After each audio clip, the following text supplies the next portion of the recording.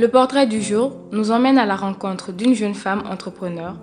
Alatou Deme, diplômée d'un master en finance, a suivi les traces de sa mère et s'est convertie dans la transformation et la commercialisation de produits agricoles. Elle nous raconte un peu son parcours, de l'école à directrice de Danaya Céréales et son quotidien dans l'entreprise. Je m'appelle Alatou Deme, je suis la directrice générale de Danaya Céréales, une entreprise de transformation de céréales. Je suis une jeune femme de 30 ans, célibataire sans enfant. J'ai fait le lycée Progrès. J'ai continué sur le lycée Ecovie et après, quand j'ai eu le bac, j'ai été au Maroc. Et j'ai fait 4 ans, soit une maîtrise en finance.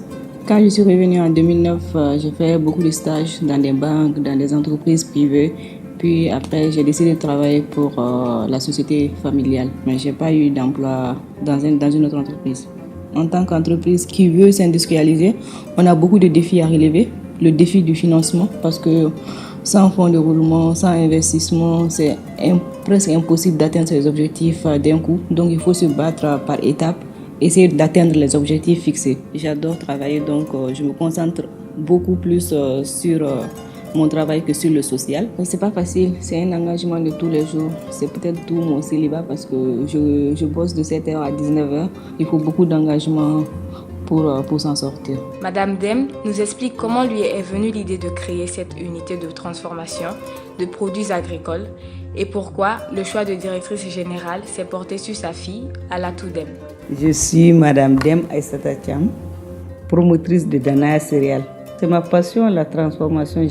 J'adore bien cuisiner avant. Je regardais auprès de mes sœurs qui faisaient le fonio, ça prenait beaucoup de temps. Elles lavaient le fonio aujourd'hui, demain, pour faire la cuisine. J'en ai même parlé un jour, j'ai dit mais pourquoi pas faire une usine pour ça. Et tout le monde s'est moqué de moi. C'est de là que j'ai commencé les recherches petit à petit. J'ai eu beaucoup de difficultés. Parce que socialement, le Malien n'a pas la culture qu'une femme ait une usine. Et on me dit qu'une femme est faite pour la cuisine et non pour l'industrie. Et c'est un directeur national qui me l'avait dit. Ce jour, j'ai pleuré au palais du Congrès. Et j'ai juré ce jour. J'ai dit si je ne suis pas morte là, moi, mon usine, il le verra dans les télé. C'est elle l'aînée et elle l'a appris avec moi depuis bas âge, petit à petit. Je suis vraiment très contente aujourd'hui.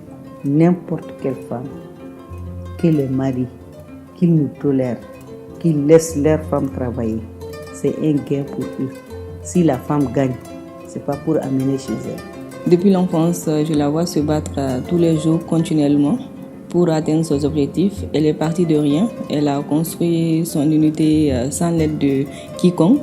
Donc je pense que c'est l'exemple que j'essaie de suivre pour développer et atteindre ses objectifs à nous. Nous souhaitons bonne chance et beaucoup de courage à Alatou Deme dans la réalisation de ses projets.